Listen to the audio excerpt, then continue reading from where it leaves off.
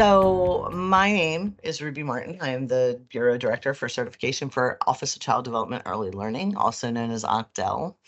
And I've been in this position since July 24th, 2023, which is almost a year. Happy anniversary to me. Anyway, um, and this is my right-hand man, our division chief, Chris Loos, who has been in his position since June of last year also, but before that was a certification supervisor and a rep and some other things within the state. And we'll let him talk about that in a little bit. So I guess to kick off our first edition of our podcast, we just want to give you just a little insight into why we're doing this. My vision, and I think a shared vision that our team has, is to connect more deeply on a more intimate level with providers as supporters and resource providers and technical assistance providers and people that are there to support not just police. We do have a monitoring job to do. We do have a regulatory job to do, but we are coming in there not as your foe. So we want to make sure that providers can hear us and have conversations, hear our conversations. I was a provider for my whole life. Chris has been in certification most of his adult life. So I think between the two of us, we can really kick off a cool podcast and have some really in-depth conversations and bring in some guests once in a while. So that's why we're here. So Chris Loos, Division Chief of Certification for OCDEL. Tell us what led you to a career in certification. We want to know all about it. Well, what really led me to certification was I came to OCDEL. It'll be 14 years in November that I've been with OCDEL. I came to OCDEL after working in the juvenile justice field for a few years. Started with the state there. When I started with OCDEL, I worked out of our headquarters office. At the time, we were known as DRA, or the Division of Regulatory Administration. That team has taken on different names over the years, and that team now is within our headquarters office. And it's one of the teams that I oversee. And so I worked as a program specialist for about 18 months before I moved back home. Home to me is the western side of the state. And I took a position as a cert rep at that time. I did that from March of 2012 until September of 2019. At that time, I became supervisor, and I did that from September of 2019 until I stepped into this role June of last year. What I always thought, I want to say, I don't know what absolutely brought me to certification. I think I just sort of fell into the role. But what I think keeps me here and keeps me engaged is I've always seen our relationships, the certifications relationships with providers, as a partnership. What I used to tell my providers when I would be out there, especially the ones that would say, we just went through this facility yesterday and you found that broken toy bin. Like, how did you do that? I used to tell them, like, that's my job. My job is to find things like that. We're all in here together for the safety of the children. You're taking care of and, helping to develop these children better than I would if I would be here, because that's what you're specializing in. I'm specializing in making sure that you're following the regulations and that you're providing a safe environment for the kids. So that's how I've always seen it, and being in the position that I am now, I just feel that I can further engage with our staff and with the provider community in a different aspect, and that's why I'm here. That's so great. So, what brought you here what brought you over from the provider side? I was a provider. I stepped out of high school in 1989, and 4 days later, I was working as an assistant teacher in a child care center. And I was there for 4 years as I worked my way through college. And honestly, have never done anything other than early childhood specific stuff. which 34 long years as a career was perfect for me. You get to a point post COVID running multiple sites with multiple directors and multiple staff where you look in the mirror and you say, whew, it's time to do something different and maybe influence in a different way. So I had, background as a PQuas instructor, as a higher education instructor, as a um, center director, as a corporate VP. I mean, every single thing that can be done in this field, I've done it. I'm a published author, I'm, everything. So what can I do next was the question that I asked. So after I left my position with a nonprofit, after 16 years, I looked up some jobs and Octel's certification director was one of them. And um, I applied right away. I was super excited. 7 months later, I was sitting in the seat. So very happy to be here. I think that there's a lot of input that I can give from my experience from the provider side. And there's also a lot of knowledge that I have about the field that I can provide that other people that are in certification positions might not have. So I love the idea of us working together with our two very vast different experiences to bring along with our regional managers and our supervisors and our certification reps and our quality assurance people, bringing everything we need to bring to do the best job we can for health and safety for kids in the Commonwealth. I think that's just awesome. As a certification rep, what was the one thing, without naming any names, of course, that you saw that made you go, whoa, am I in the right place? Like, why am I here? If there's any that moment that you had that, I'd love to hear about it. So I don't think had any moments. Um, there are the situations that are unfortunate. I've been there within hours after the unfortunate event of a child passing away and having to do an investigation upon that. That was probably the most So humbling heavy. thing that I've done. Right. I've been there after a near drowning. I've investigated some, I've done investigated some pretty awful things, but that also, I think, gave me the experiences to know that I was in the right place, to be able to share those experiences with providers. When I would be talking to a provider that about safe sleep with an infant, I could share with them, you know, what I've seen, what I have had to investigate, and and bring it a little bit closer to home to them, because I think when it comes to the bad things, people often think, well, that's never going to happen to me. Well, when they can talk to somebody who's been there shortly after, and I can tell them, look, you don't want that to happen to you, you know, after seeing how that affected that provider, it's just those are things that I think I took more away from those low moments, um, to be able to share with people, share with providers. I don't think I've ever questioned whether I'm in the right field or not. And I will say this: from the time I came to Octel, all the way up to now, there's never been a moment that I've dreaded coming to work, That's or good. a moment that I get a bad case of the Sundays, where you're dreading Monday on Sunday night. I've Mhm. had that in past positions where, like, by halfway through the day of your first day of the weekend, you're already dreading going back to work. I Right. haven't had that, and that's something I appreciate about working for Octo and working in this field. And I think that's what just keeps me enthusiastic about um, continuing on this work. Um, so, did you have any particular situations that made you wonder the same thing when you were in the field? Yeah, probably very much like you. I don't think there's ever been a time where I'm like, ooh, I'm in the wrong place, I shouldn't be here.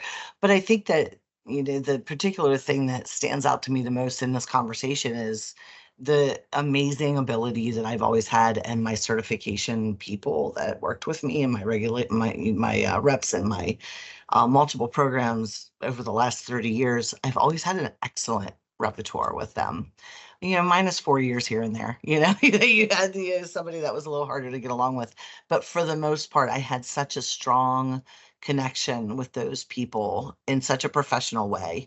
I'll never forget being, 23 years old, brand new director, first time out of college, running a pretty significant size center in Hanover at the time, nonprofit. And I had Del Reynolds, who is legendary. If you've been in the field for more than 30 years, everybody knew Del because he was Central Region and he was like white glove and really meticulous. And he was also fair and understanding, and he knew you were an expert. And I think that that was what was so valuable about that relationship, is that he came in with insight and TA and ideas, but at the same time, if I had to challenge him, why can't my babies sit in a bouncy seat if they're safe there while other children are being fed or toddling? Um, I think there was a lot of fairness, like, oh, well, let me go back and check with my supervisor and find out. There was never a, no, you have to do it my way or the highway mentality. And I've had that with all of those, most of the certification reps that I've had in my career. So I think that there were a lot of particular times that I was like, "Ah, yeah, maybe I am in the right place, and this is a good next segue for me." So as we come out of COVID and start being almost back to normal, gosh, let's be normal, right? And what is normal now? As a team, as we come back, what are some challenges you foresee for certification? Like in your experience, what are some things that you think will continue to be challenged by or continue to see? Well, I think our certification staff probably have a lot of some of the same challenges that our providers have had over this period of COVID. I think most of it, um, comes from, you know, during COVID, we had a lot of things change. First, we were weren't doing any inspections. We went to blended model, and then a year in, a little more than a year into COVID, we had a lot of the federal updates that gave us our health and safety. We have our fire safety regulations come into play. We have health and safety regulations come into play, and I think there was an adjustment period for everybody there, and I think there was a lot of struggle with that. Coming out of it and being in the position that I am now, and as you know, that we're here working together with, I think is we have. When I came into this position, we took an honest look at our shortcomings, reasons for them. Some things that we had to do very quickly because of federal mandates, and but what we took an honest look at ways we can do better to better support our staff, to support providers, Right. and ensure we're getting a consistent and clear message out when we have these changes. And I think one of those areas where you can see that change a little bit is, our recent rollout of the toxic plants announcement. We were able to communicate that to our staff first, have some training with them, and we're trying to be mindful to providers, and we included a short little video to go along with that, just to help you understand it a little bit better, a little bit of dialogue coming with it rather than just being a piece of paper. So I think things like that, moving forward, coming out of COVID, we're just trying to I think the um, from our standpoint is to have consistency and have our staff prepared for things sooner prior to it going out to the field, and I think that'll help everybody. Um, I think that's the biggest thing. There's been a lot more in the last 5 years or so, or more. There's been a lot more put on our cert reps to look at, and I'm sure that our providers feel that. They probably feel Right. that they're being looked at For under a sure. bigger microscope. Yeah. Um, so I think for our cert staff, that burden on them, I think any way that we can look to lift any of that, I think is for all parties would be appreciated. Right. But I think that's probably their biggest stress is just learning to manage that time with doing, um, you know, doing more with the same resources pretty much. So, Right. For sure. um, and, and, and what about you? What do you, um, what are providers still managing, and how do you think, this podcast will help people connect on a stronger level? So I think providers are looking for compassion from everyone right now, especially people in certification and other fields of monitoring regulatory status. Um, it's really hard to find qualified staff. We're competing with, convenience stores that are much easier to work with than, a toddler room, paying 4 or 5, maybe $6 more an hour for for qualified staff. And, childcare centers are literally getting what's left. And it's just such a shame. The qualified people that are working so hard to make sure that they're maintaining these regulations and doing the best they can, but they don't have the training needed most of the time, some of the time. And I think it's really important that we at least know that, going in. Not that we're changing any regulations. I don't agree with, changing any regs or lowering our minimum standards of health and safety, but just having empathy and delivering the message, when we're out there in the field and understanding that a lot of providers are doing the absolute best they can with what they're being given right now. Post-COVID is a different world than anything we've ever seen before. We've always had issues with pay. Now it's even worse because the economy is so tight and so many people are struggling. It's really hard to watch somebody get paid $9, $10 an hour for a job that is very, very stressful um, and very important, as we know from research. So I think providers really need support. They need resources. And they desperately need empathy and understanding when people are working with them. And I think that this podcast to me, this was our brainchild. Remember when I first started, we were talking about ways that we can, connect the field to certification. And I think that this was the one that clicked the most with me because it's going to give people an opportunity to hear the perspectives of somebody who's lived in certification and somebody who's lived as a provider. And when we get into this, my hope is that we'll be talking about real issues that are facing both sides of, not that I want to think of it as sides, but both pieces of that pie, the crust and the filling. We want to make sure that people are hearing the perspective of both and maybe understanding a little bit more, having a little more empathy for both sides of things to make sure that we can connect on a deeper level. I see certification. Most of our certification reps are very compassionate and very supportive and advocacy focused around our providers, and I think that's amazing. Um, and a lot of the providers are very and good, great relationships with certification.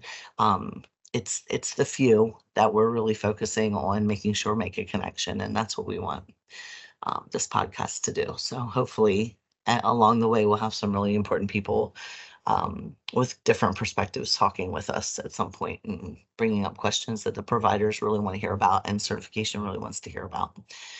So you talked a little bit about monitoring, and I think our federal monitoring process was interesting. Maybe that is something you could chat about as Yeah. we sit here today, that would help providers and our certification teams to really understand some of the things that we have to do in Pennsylvania.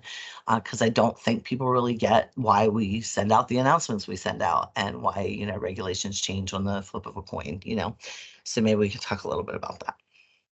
Yeah. Well, I will say that it was an interesting experience.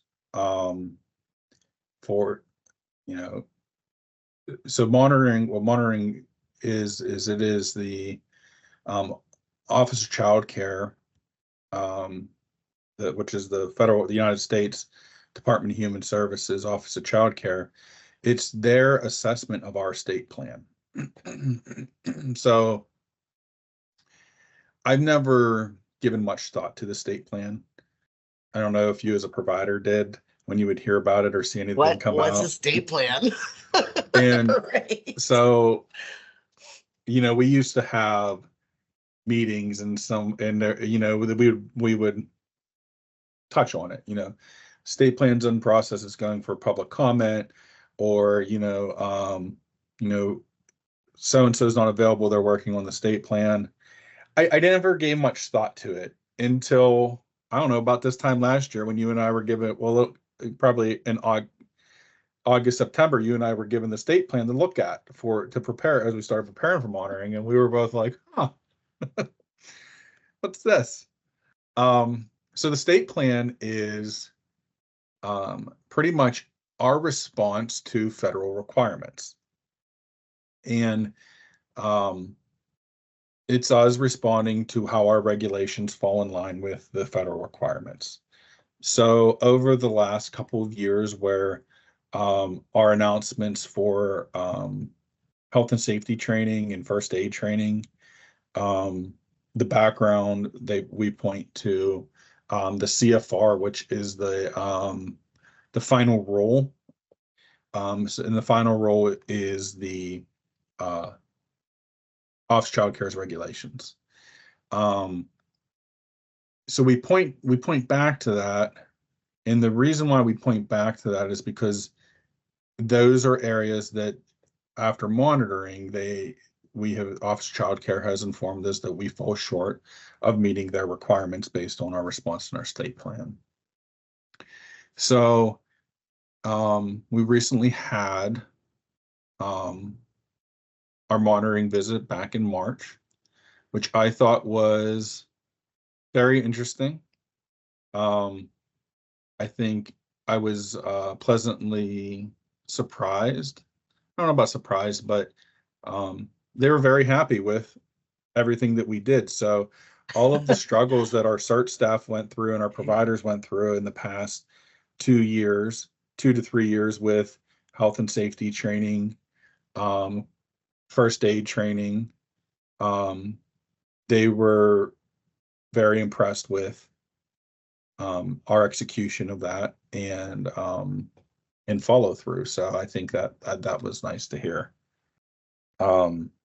Probably by the time this podcast airs, we will have our announcement come out for biohazards, for the School age. disposal, storage, disposal, You're so and official. handling of biohazards and contaminants. Yeah, for school age programs. Because we already have it for school, for childcare. So yeah, it's one area we had to address this year, because our regulations for family groups and centers, we have regulations for storage of toxics, disposal of trash, and whatnot. But in school age programs, 241 and 221, 241 for centers and 221 for groups, they exclude that. So we had to address that. So that was just interesting to know sort of how that works behind the scenes. So I thought that was it was a good learning experience.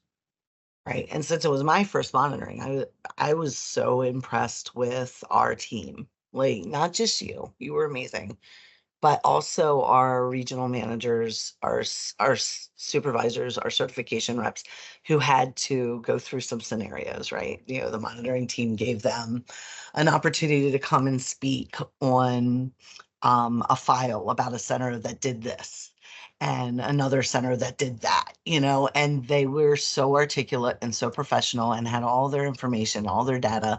And the way they presented, just, it blew my mind how incredible they just did such an amazing job. And they had a lot of kudos for our health and safety team. And I thought that was great.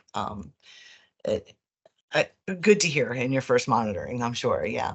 So, I thought it was a very positive experience. I was, much like when your certification rep comes into your center, you get a little trepidation about that, a little sick feeling in your gut, even though you're always following regulations to the best of your ability. You still have that little bit of fear, or something in there, excitement sometimes, nervousness about somebody with extra eyes coming in and looking at everything that you're doing. Well, it's the same thing for federal monitoring and Octal, right? They're coming in and looking at all of the things that we do to make sure that we're doing the absolute best we can for kids and families in Pennsylvania. And the kindness and sweetness and knowledge of the group that came and monitored us were, I mean, it was just great. It was a positive experience from left to right. So, Chris, I want you to just kind of discuss a little bit. I know in the past, the dreaded past, we had some um, weirdness around the last monitoring and the way some of the announcements came out. I was a provider at the time, and we're like, you can't one announcement after another, and it's like, yeah, I got to do this now. What's happening? What's changing? And we had COVID, and the monitor, and then the announcements, and everything was just, what are we doing differently now with announcements?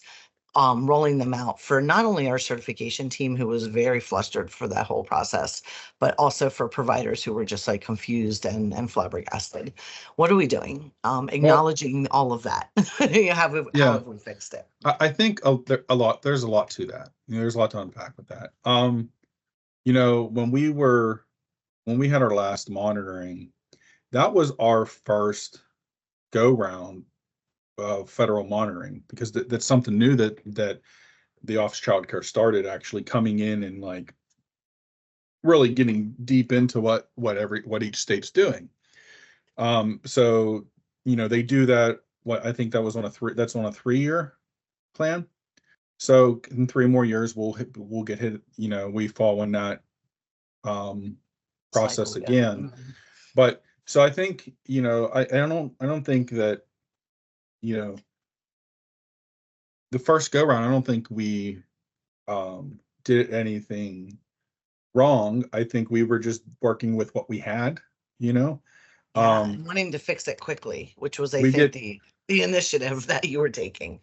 yeah. Let's fix this I mean, quick. and I will say, because I just don't want to. There was we've gone through a lot of change since then, but I think the biggest thing is um, so that was Ocdel's first go round of being having OCC monitoring actually going in, of them telling us uh, you know where we're deficient, and I was giving them a plan of correction, right?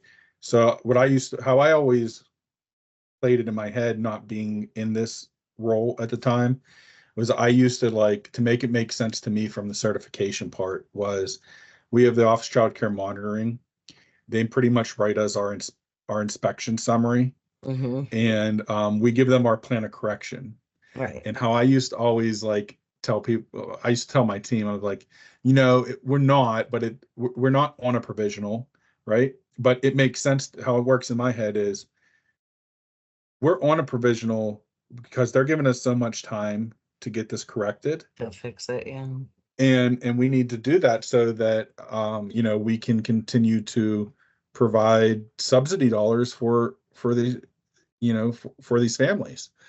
um so there was a decent amount of changes that had to be made um the last time, and what I think took some time was initially was figuring out how we are going to make those changes.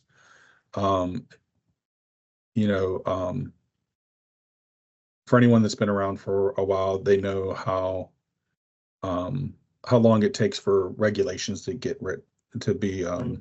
approved, to get written and approved. So it's not an easy thing in Pennsylvania for us to be told we have to do one thing. We can't just write the reg and send it out. That would be too easy, right? So we have to find out how we can fit those into the regulations and the statute we currently have. Um, so yeah, I think that first go round there was a lot. It was, um, you know, here's an announcement.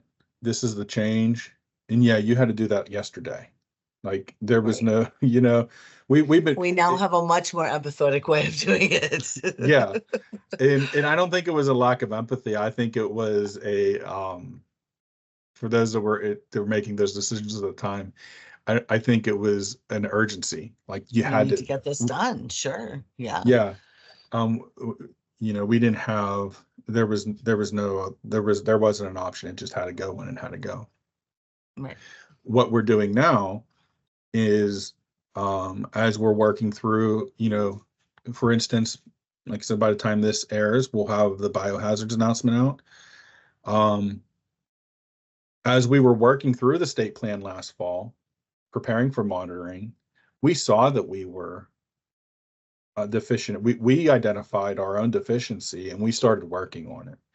And then when we got a preliminary decision from our monitoring team of what we needed to do, um, we just had to tweak it. We actually weren't as far off the ball as we thought we were, right? Right. What's going to come out as a couple pages was initially like 20-page announcement that was very robust and confusing. Right. Yeah. And it didn't need So to be. Right. yeah, so I mean, I think that that's what we learned is um, we're trying to work ahead, and any announcements that come out now, um, we're trying our best when time allows is to allow time for our certification staff to um, to have the document, to read it, to have time to digest it, to ask us questions, to present training to them on it, well in advance of it going out to the provider community, so that when it hits the provider community, our staff are prepared to answer your questions. Right. Because I know that was a struggle. That was a stressor for everybody. It was stressful at the time I was a supervisor. It was stressful. It was a stressful time for me telling my staff, I don't know. Let's take the question up, and I was having those discussions, and I was in the field with staff that at that time training, and it was always, well, this is what we're doing right now, and I'm sure you hated that answer, right?